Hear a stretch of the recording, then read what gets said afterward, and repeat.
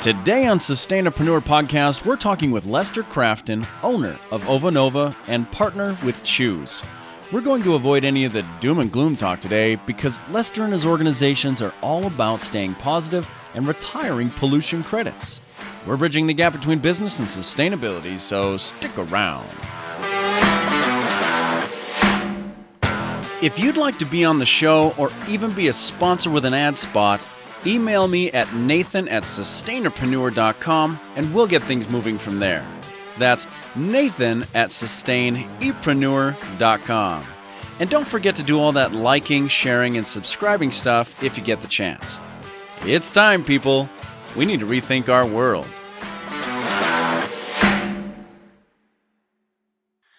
So, we're here with Lester Crafton. He's a farm boy from West Tennessee living in Hollywood. That's just crazy. How did you get to Hollywood from West Tennessee? Oh, long series of unfortunate events. But no, seriously, I've lived life in a way where I basically treated it like a radical social experiment where I'm the only person that I have full consent to treat it that way with. So most of the time in my life when something seemed like I didn't know whether or not it was a good idea, I just took it upon myself to find out, just experience it. Like if I don't know the answer, then I just want to go check behind the rocks and see what's going on. But ultimately came here after a long career to join the solar energy movement. And I was fortunate enough to have a partner at the time who worked in acting. So we moved out here for her as well. So that's how I ended up in Hollywood. Cool. So something that you told me before, you said, I connect people and concepts to catalyze the conscious creation of a cooler climate. That's a lot of C's, man. Yeah. Wait, did you come up with that, or is that something collective? Or again, I don't know that I ever come up with anything. Those words were taught to me by somebody else who said them. But I've always liked V for Vendetta, and I feel like life is a story that we're living out, and we can choose to step into different characters at different times. Like I'm a far different guy if I'm playing poker with you than I am if I'm building a sustainable business with you than I am and it's not that I'm a different guy, it's just a different role for a different time. Yeah. And so I kind of like that idea of a hero, and heroes seem to have a lot of alliteration. You have Peter Parker, Clark Kent. You just go down the list, and there's a lot of alliterative superheroes. And I think we live in a time where, and the cool thing about all the superheroes, except for like an alien like Superman, is they started out basically as people. Yeah. And so within us, it speaks to this superhero power we all have within us to make a courageous choice to go into the unknown, to see what's there and what we can bring back for our brothers and sisters. And so it's also the most descriptive way I can describe what I do, because I'm a sustainable entrepreneur. I started a company, but I also work as a creative partnership person for this awesome company out in Norway. And so I just kind of look for things. So what that means is I connect people and concepts. I was fortunate to live life in a way where I met a lot of people, and to also have met them in the context of attempting to be of service to them, sometimes very poorly, sometimes probably accomplishing the opposite of being in service. I quite likely set some people's lives back because of my association with them. I've been told by several people I had the opposite effect. I don't know. I've just kind of gone through life seeing what I could do to be useful. So I've met a lot of people. So that's what I mean by connecting people, is listening to people, seeing what they're up to in life. And if I've met anybody along the way that could add value to whatever mission that they're currently on. And concepts, I mean like this platform we created and the one from Norway that I'm working with. And then whatever else that comes along that's like, oh, that makes sense. So there's a concept and there's a people. To catalyze, to speed up, like just to put things together. One of the weird things about living life in this adventurous way that I have is that you put things together. Like one thing I like to think about is that everything that it took to make the internet was here when cave people were here. Like everything to make cars was here. Everything to make airplanes was here. It's not like an alien, came down and gave us all this metal all of a sudden. I know there's some people that believe that, but what we lacked was we lacked the ability, we lacked the curiosity. Better yet, if we had the curiosity, we lacked the technology and the energy to connect the ideas to make this reality possible. This is obviously real to us, but this is fantasy land to the wildest trip of LSD you could imagine to a cave person. but it's Yeah, and here.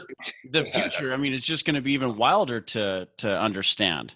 Like Oh right my, now, if we were to go back 100 years and tell them that we're going to be where we're at now, and we were to bring him here, they'd probably die of a heart attack just seeing everything that happened. And if we were to jump 100 years, we'd probably be like, what is this? yeah, there's a really good blog called Wait But Why, I believe is where I read it, that talks about the drop dead point. Like how many years in the future do you have to jump ahead before you would drop dead of shock of like, oh my gosh. And you could like have gone like hundreds of thousands of years or tens of thousands of years for great periods of time. But like you just said, now it's 100, before long it might be 10. And 10, we might have already figured out how to extend telomeres and knocked out human aging. And then people start to care about climate change because they realize they're going to be around for 200 years. There's a lot of ways to, go about solving this problem. But to catalyze just means to speed that up, like to help people realize, oh, you're not powerless. Yes, this is a real thing. This climate change is real. Yes, you're a part of it, but you're not bad for it. It's like a baby pooping its pants. We just learned how to use this awesome energy called oil about 100 years ago. And we put the world together to the point where now I can sit here in front of a computer and speak to you from, infinite distance immediately. Yeah. It's a cool world we created. And so what I mean by consciously is, how do we consciously create it? Because there's things that would kind of make sense. Like using solar panels, like having a 100 square mile solar array in the desert to provide all of the energy to the US, which would be pretty easy to do.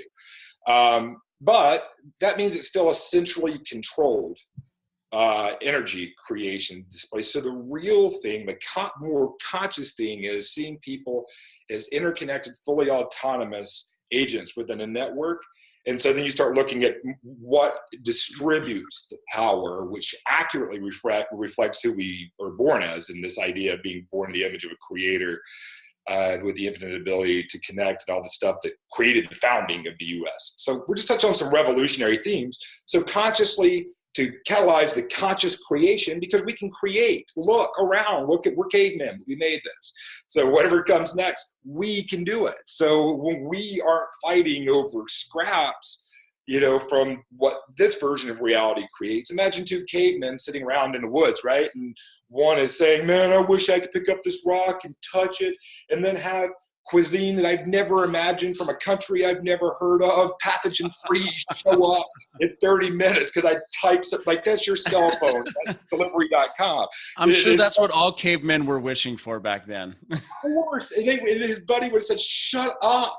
You're insane. Like, go to work. Like, God. But that dude ended up being the one, like, we live into our wildest fantasies. And so when I say cooler climate, I mean cooler as in the word that seems to have persisted the longest in terms of not being outdated. I mean, cool has been cool forever. I mean, you can be off the hook, off the chain, tight, sweet, all these millions of fire, you could be whatever it is people say, but cool has persisted. So I want to live in a world that's cool. We're not like fighting stupidly, like dogs over a scrap of meat, when we could be sitting down and having a Thanksgiving feast together as a human family.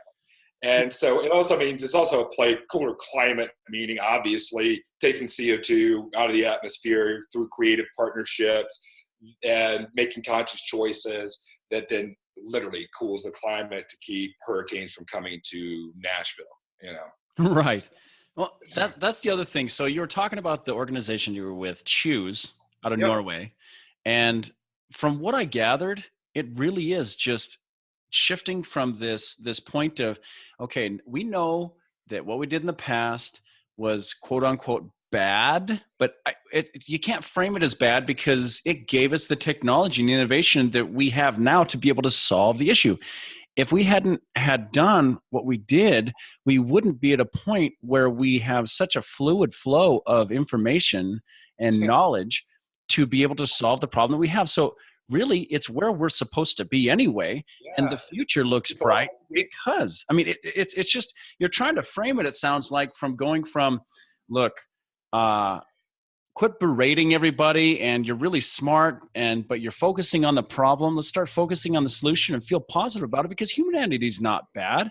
It's good. It's overall good. And we're trying to move in a direction where quit complaining and just let's have some fun and do this right. Yeah, this isn't like, well said, this isn't like bloodletting. It's not like I'm a 1700s doctor looking at everybody doing bloodletting where they're putting leeches on everybody. And like, I think it's crazy to do medicine that way. Like, I really think it's insane. But my idea maybe isn't the best idea in the world. Maybe I want to jerk some people's teeth out. And I think that their teeth are what causes it. Because that's where I am with the knowledge that I have. This isn't like that. That's what people hear. It's like replace this bad fossil fuels with this bad carbon tax. It's bad, bad, bad, lesser of two evils, which is what our political system seems to have come to at this point in a very direct way. And not to comment on political system unless we want to get really deep into that. But to me, so when I say it's not like bloodletting, this is what I mean. The downside of doing what it takes to knock out climate change is that we get to live in a world with zero marginal cost energy. Think about that for a second. Like, that's an economic term. It's something they talk about, like Rifkin, I believe, talks about in the third industrial revolution a lot, is that concept that once we get a chance to build this, like, think about how we look at the people that built the railroads, and the people that built the light lines. That's a heroic generation. They did the most to connect the world. And now, because of the infrastructure they built, we have these things to connect. The worst thing that happens when we build this new infrastructure, where everything's connected, that's the Internet of Things, everything can talk to each other. So it's like a hyper-connected world where all of the transportation is also hyper-connected, and it's all run on renewable energy. And that's a pretty cool world. One of the things that I like to say often is that if you have a future quasi-utopian world, because this world's definitely utopian to a caveman, even if it's hell to us at times. So the equivalent of that, maybe you spend 1 hour a week doing something that isn't what you love to do and you're perfectly healthy for 250 years. I don't know, make that whatever you want to make it mean.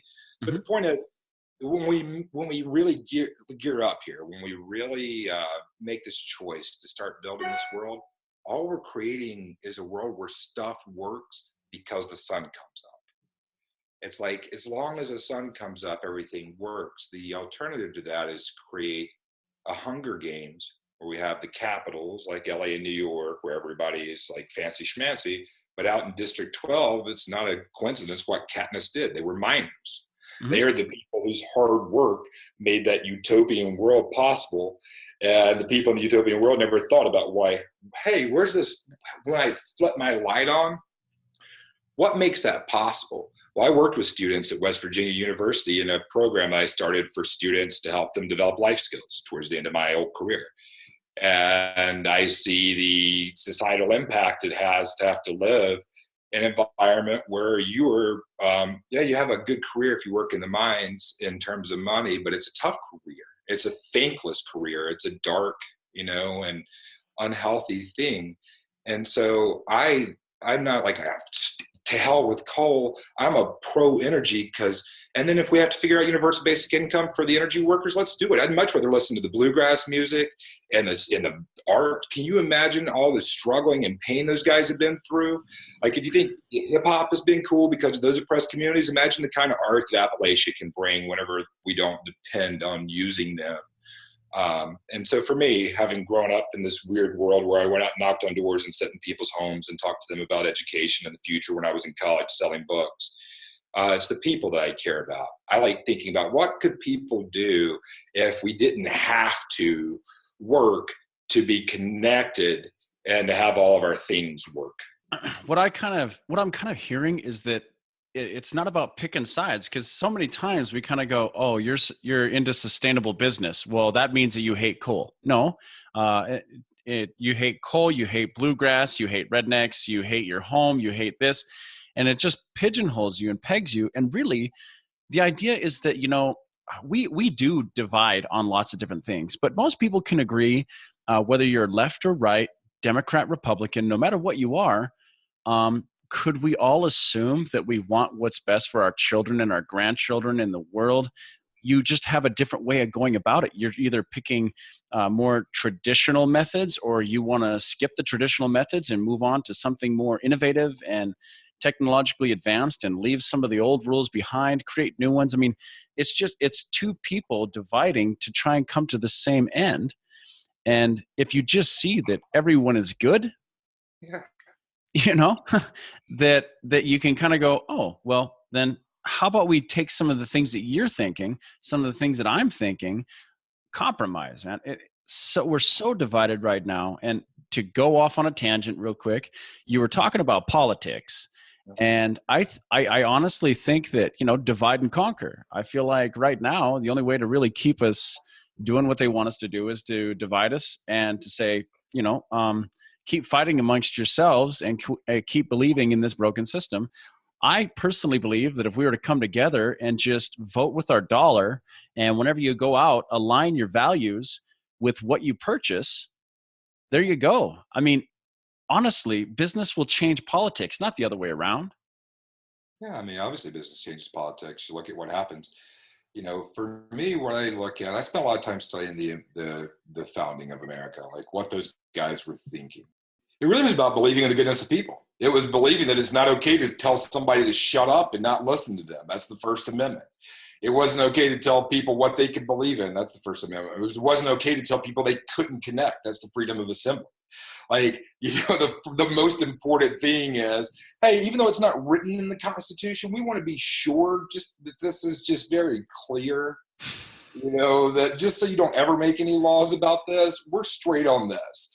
And should you ever take those apart, we've got some guns. We'll kill you with them if you try to come have us not use our voice. It's our last line of defense. And then we don't want these soldiers living in our homes.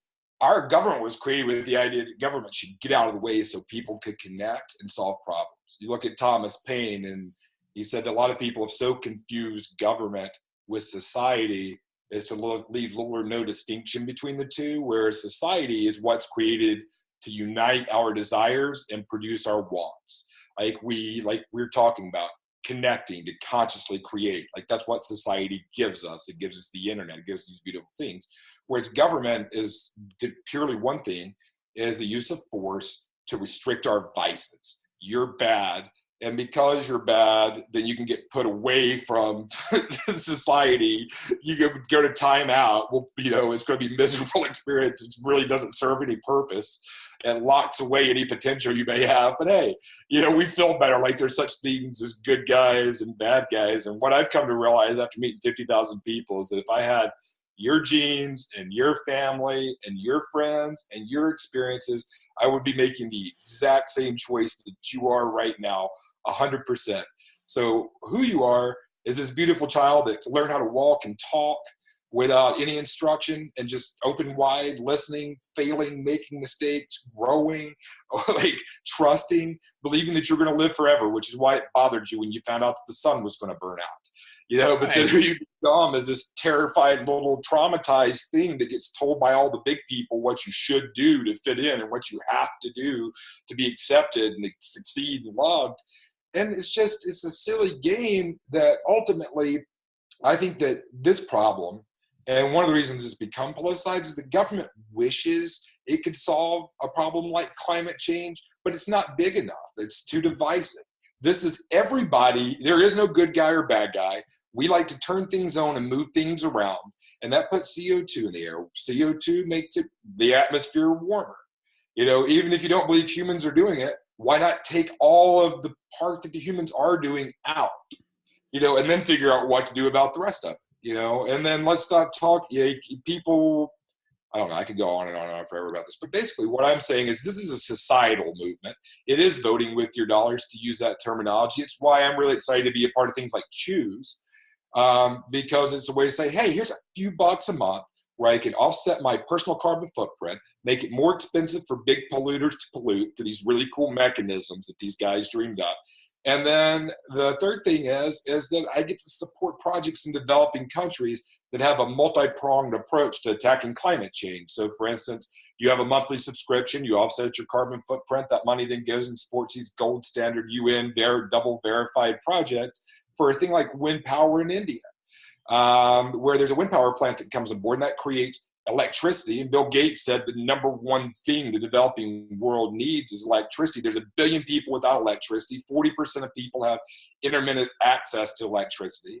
You should house eating our delivered freaking pizza that was grown from animals that got slaughtered in 10 states and, were fed food from 20, moved around by all the oil that we're blind to.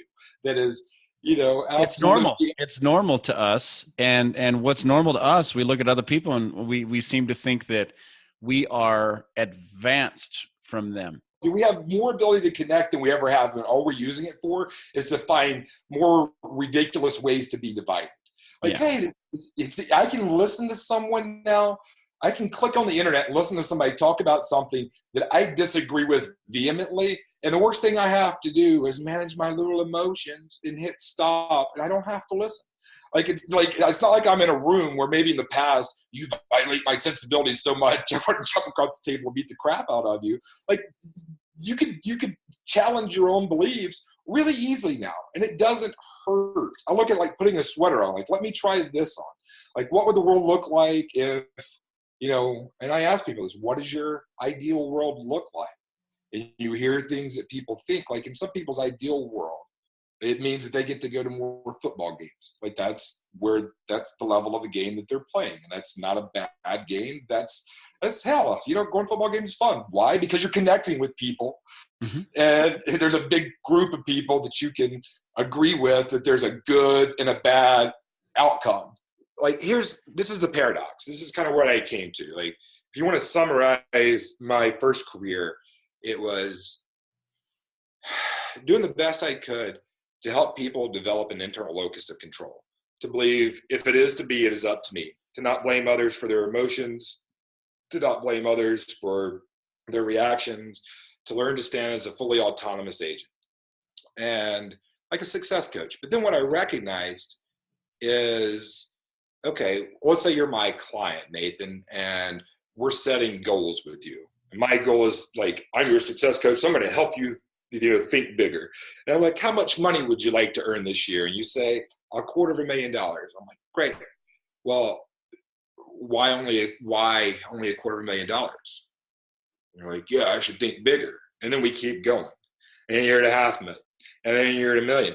And then if I am the best success coach in the world, the only ultimate long-term conclusion that would yield what we both want to be true, that I am the best success coach in the world, which means you're the most successful person in the world, then that conversation would end at you setting a goal where the only thing you would accept was to have all of the money in the world, all of it. And then you recognize, well, that kind of breaks down, doesn't it?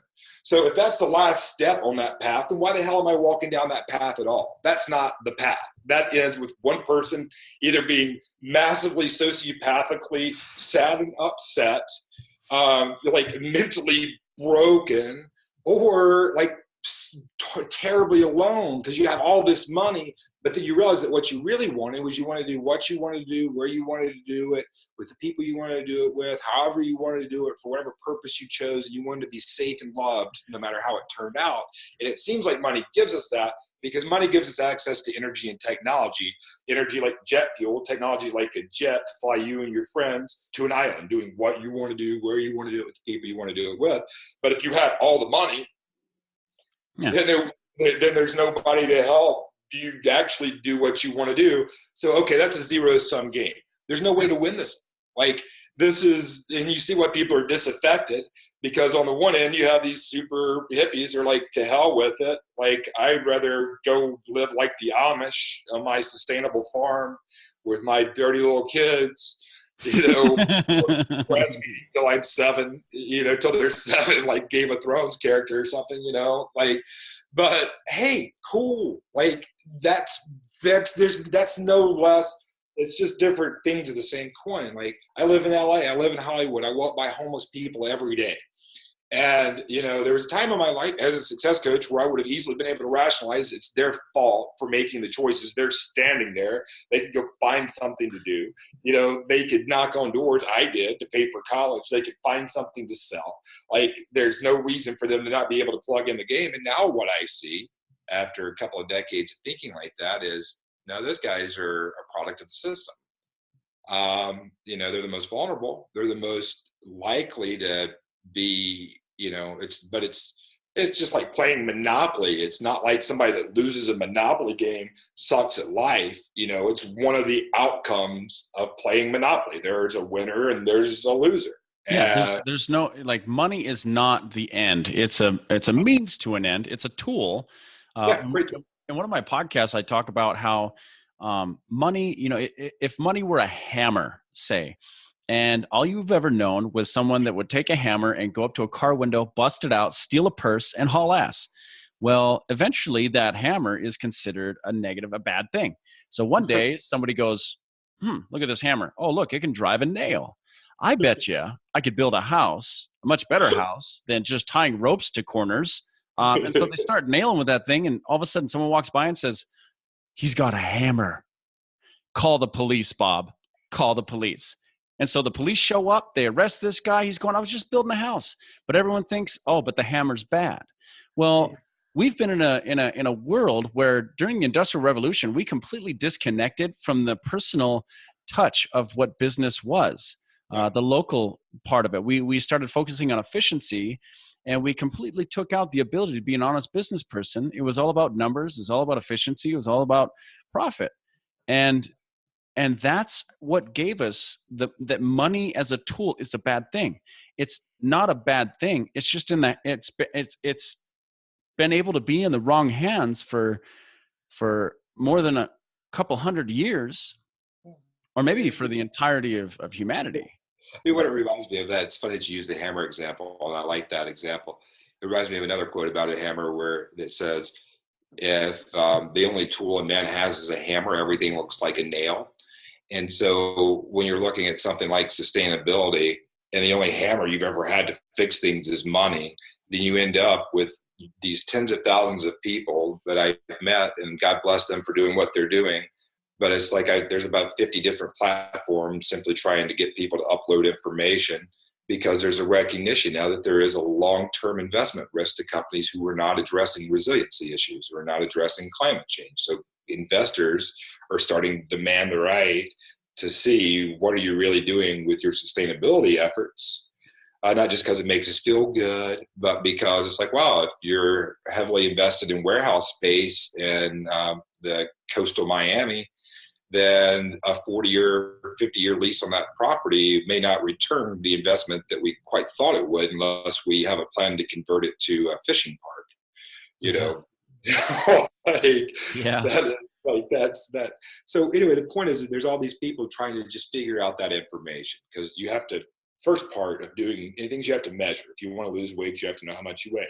First you measure, you measure what you're taking in to eat. So you have to measure, like, how much energy are we using? Because it's really what it's all about. It's just energy, like that's what's creating it, whether it's food energy, like the animals that we eat, or if it's the other energy. But anyway, that's all neither here nor there.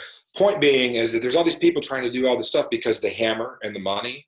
And so they know that they have to have all of this data to show all the people with the money to say, you can put your money here and you can still keep getting more money. Because like your world is, how do I get more money? Which is why there's $1 quadrillion in the derivatives market. Because money was the only real definitive measure for progress at that point. Yeah, and it was, and from a time when it was attached to a man or a woman's true ability to add value to a local community. If you worked harder in your field and you pulled more weeds out of your field, there were more nutrients for your crops, you received better yields. And there was a clear understanding that that effort allowed that bountiful harvest. And you should be rewarded for the extra effort that you put in. When we first came here, it's in our DNA, this Jamestown idea of no work, no eat. Because that is the key characteristic of a survival world. And why you end up with these things people tell me all the time as I'm sharing different business concepts with them, like, look at all the meat you're leaving on the bone. I'm like, well, think about what you're saying. You're talking about we killed something something. There's a limited amount of energy. And so, you want to gnaw as much as you can because you're afraid of not knowing where the next kill is going to come from. But you're still talking about killing and ripping apart dead things that you think is a valid metaphor for creating abundant, renewable, clean business. So just think about this mentality that you're using. Now you're talking about, leaving food on the table. Again, why do you leave food on the table? Because other people are going to come to the table because there's plenty of food, and we use That's words. how you go without waste. It's not about hoarding what you have and then finishing every last piece on the bone. It's about eating until you're full and then giving someone else food or, communal, not the selfish system that we've created to this point, but communal. Communal is the only answer that I can see, honestly. The things that people claim to hate about President Trump are the things that are inherent within all of us that make sense in a survivalistic world. If there are threats in your mind, it doesn't make any difference if they are real and you have power, then you build walls to keep the good people away from the bad people. I mean, it's a tribal mindset. There's been study after study that shows that all of us fall victim to this tribe, that tribe. Like the moment, you become a man with a slight beard, you're like, I'm a man with a slight beard. Or you're like, you're bearded. I am not bearded. It's just the way our minds work, which made sense for thousands of years when you look over the horizon and you're like, oh shit, that's not us on their horses with their hammers coming to kill us and take our wives and children. That's the biggest concern, honestly, is come to take our wives. Yeah, coming to take, we've worked so hard to have a meal once a week.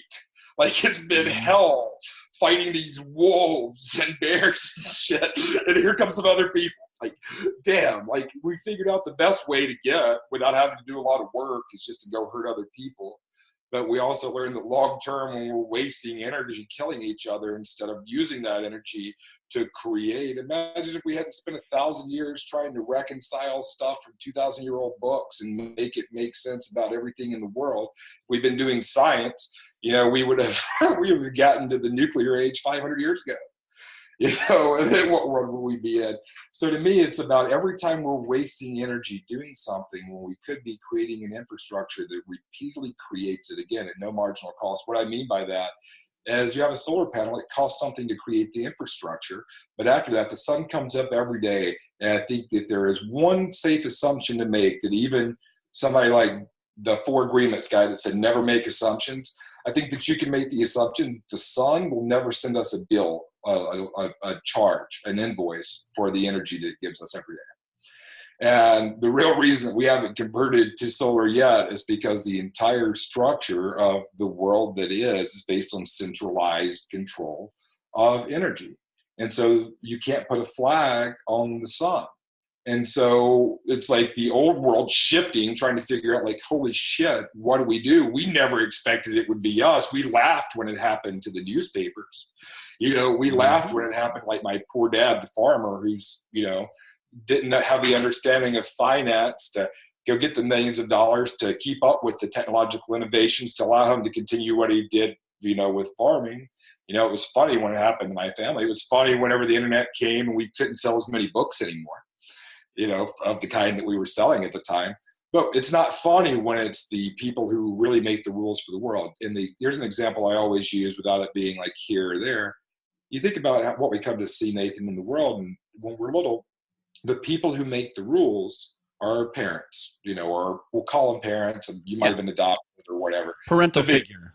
Yeah, the big people who at least cared enough about you to feed you or you wouldn't be here today. Like somebody cared enough about you to keep you fed until you figured out how to do it on your own. Yeah, thanks, Mom. Thanks, Mom. Yeah, at the very least, that happened to us.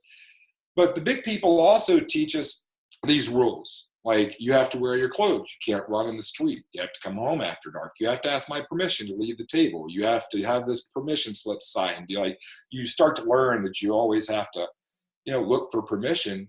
And we get so concerned about what we should do or what we have to do that we forget that we're the big people now, that we get to choose. that they did the best they could. They weren't trying to screw us up. They were giving us advice that made sense in order to survive.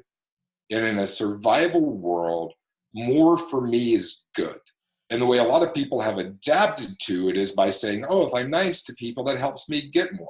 But that's just as inauthentic as assholes, who are afraid that they have to be tough or else they're not going to be able to get what they need. And it's just a stupid game to figure out, how do I get what I want for myself so I can do more of what I want to do? And it's because that's what got interrupted in childhood. You want to run around naked and play with your toys, but you had to put on your clothes. You wanted to keep playing video games till midnight, but your dad made you turn it off. Now, here's the question. I hated that they told me to stop doing all those things. Yeah, of course you did. All of us. It sounds like the caveman talking about the rock and the food now, because it sounds insane to believe that, hey, what if we just created a world where we could do that? And holy hell, we're really close. Yeah. And, and this is where it all comes back around. Why do we accept those rules? Because those people gave us energy, i.e. food. The people who provide the energy for us make the rules. And so who makes the rules in this world? The people who control the energy. It's not like the oil companies control the government. Of course they do. What do you think connects everybody in a modern world? Like, the oil companies are infinitely more important than the government.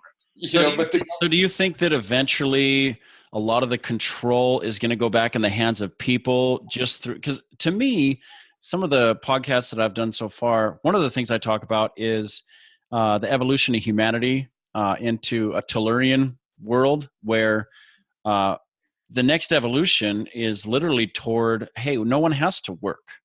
Right. And it blows people's mind. It's really hard to explain, but that's where it sounds like you're kind of going. Yeah, that's exactly where I'm going. Work, as we know, and this isn't weird. This is, look back 150 years. How many jobs that people had to do to keep the world moving are still there? How many bakers do you know? The ones that are fighting over having to serve people cakes and going to the Supreme Court and wasting a lot of money about really ridiculous things. How many people, bakers still exist, but then there's not really, because there's a giant baking plant that makes 1 million loaves of bread, Mm-hmm. So there's not a baker on every corner in the artisanal. How many cobblers do you know who make shoes? None, because there's Nike, there's Adidas. How many farmers do you know that you interact with and get your food from if you don't go to a farmer's market? You go to a supermarket. Those people are still there. They do things, but it's not like we're crying because people don't have a job of picking up horse shit as a job in New York City. Where this whole idea of a job is good come from, it's two places. One is it makes, well, there's three places. One is being involved in anything is a useful thing to be. Just being a part of a team, the lessons learned, it's just let me go jump in this group on Fortnite. I'm going to go play on this thing over here. I'm going to go play this way this time. So that's one thing. The second thing, jobs are good.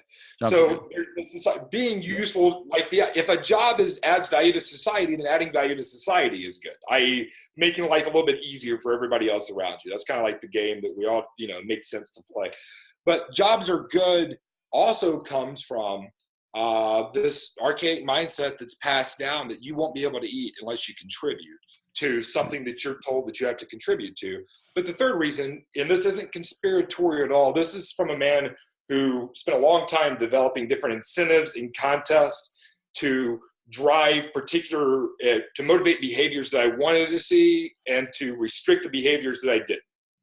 Very pleasantly, just incentives, contests, sales structures, you name it, that type of stuff. At the end of the day, people who are most incentivized for us to have a job are the people who receive a residual income from our having a job. And there are a lot of people that live in the junction of Northern Virginia and Maryland in a place called the District of Columbia and all of its tentacles that it touches, who have no incentive, have no personal incentive or motivation whatsoever to solve any problem.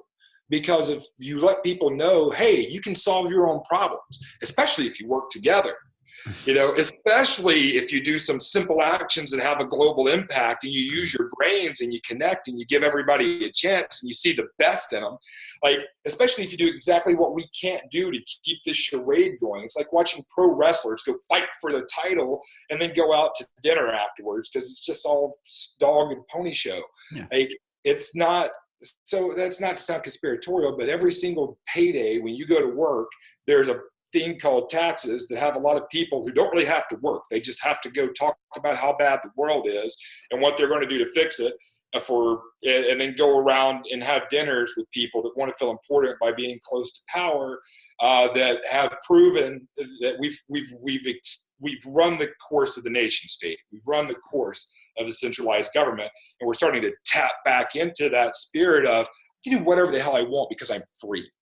Yes. Like, I've been convinced that I'm not free because I have to pay for my mortgage. But guess what? 10 years, there's a $5,000 3D printed house that looks better than your $500,000 home. Right. Because at some point, we've made business and the creation of products and services so efficient to the point now where, even a coffee maker can be almost a commodity. A pen is a commodity. And at some point you have a society that is so efficient that some of these things that are part of the baseline of Maslow's hierarchy of needs become inherent. They're just there because they're so easy to produce. A home, they've got movements like food is free. The movement of, like you were talking about, we're all trying to depend on these people in DC. But then when DC doesn't seem to be doing anything, we're doing things like, you know what, let's just do it ourselves. And we're doing stuff like with the Paris Accords, we said, we're still in. There's this hashtag, we're still in, where we're going, no, we're going to keep moving with this. And we're going to pretend like you don't even exist because this is something that's so important to people that you're nothing but hot air. And I thought that was a beautiful thing. That was a vision into the future. That's, I think, where we're headed. I worked for a long time trying to help people reach their goals by working hard and making good decisions and taking responsibility for their life. I don't think there's anything wrong with those things. But I don't think that you can get mad at a car for not being able to fly. And as a society as a whole, we're at a very real, logical level going to work to get dollars to pay to move ourselves around to the places we want to be and to create and move the things that we want to have in our life. You don't have to be a genius to see there's no such thing as free oil. And if the energy that connects us is created by a substance that isn't free, that means people have to go to work to create it, which means the rest of us have to go to work to pay them to go to work. And that's just how society has evolved. And we think of that as reality, the same way people on a farm thought of it as reality, that if somebody stole your horse, you could die. And so therefore somebody should be hung if they stole a horse. It made sense back then. You were disconnected from the rest of the world. It'd be like putting somebody in solitary confinement without their cell phone or computer now, stealing a horse. I hope we don't continue with that because, boy, there'd be a lot of rolled heads for that one. Yeah, there would. But so I love the fact that Chooose and you, Lester, are so positive. So many people that I talk to, all they want to do is sit there and berate society and the people who aren't doing things. They think that they're supposed to be doing things, and it's just a big finger pointing game. That's not you. That's not Chooose. That's not going to get us to the future that we want to see. And so I'd like to know what it is. Give me something about Chooose and about you. What would be the last thing you do want to talk to my listeners about?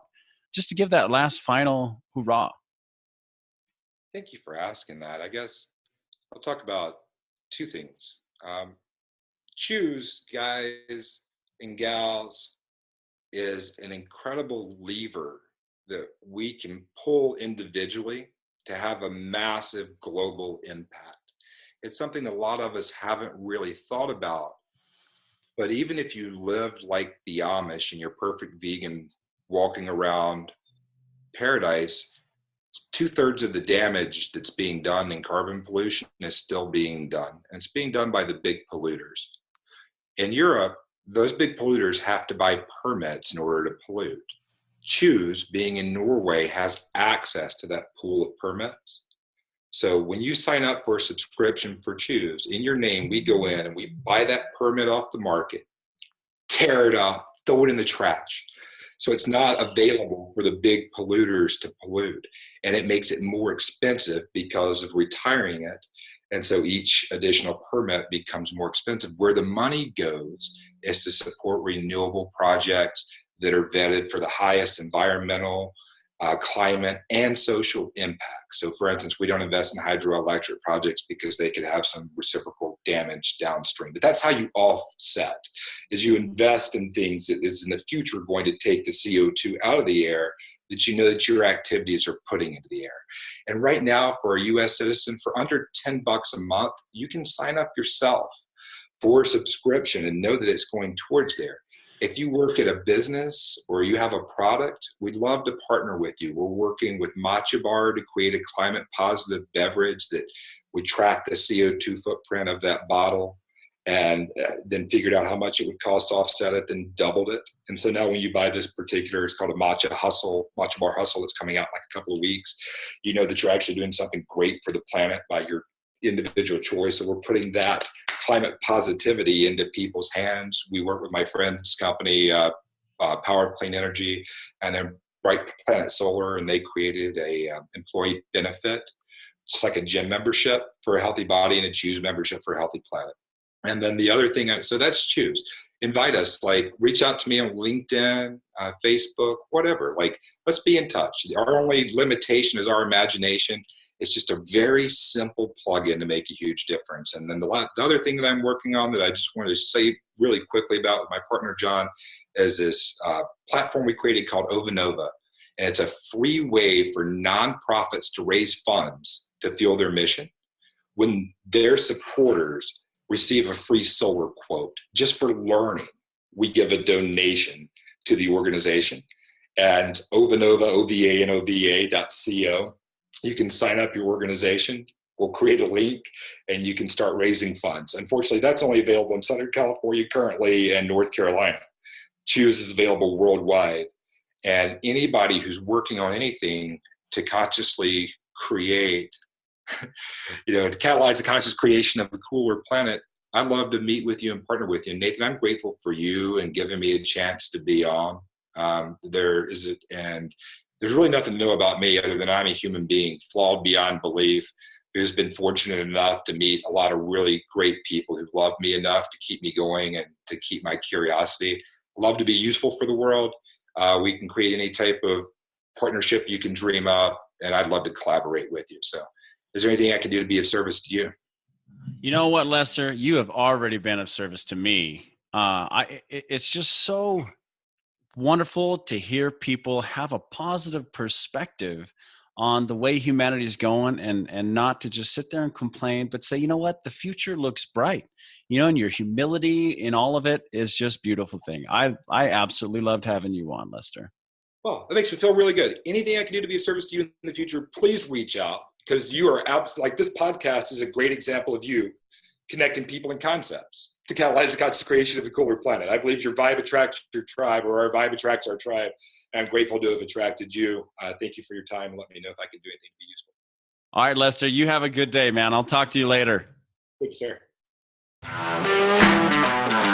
If you'd like to be on the show or even be a sponsor with an ad spot, email me at nathan@sustainepreneur.com and we'll get things moving from there. That's nathan@sustainepreneur.com. And don't forget to do all that liking, sharing, and subscribing stuff if you get the chance. It's time, people. We need to rethink our world.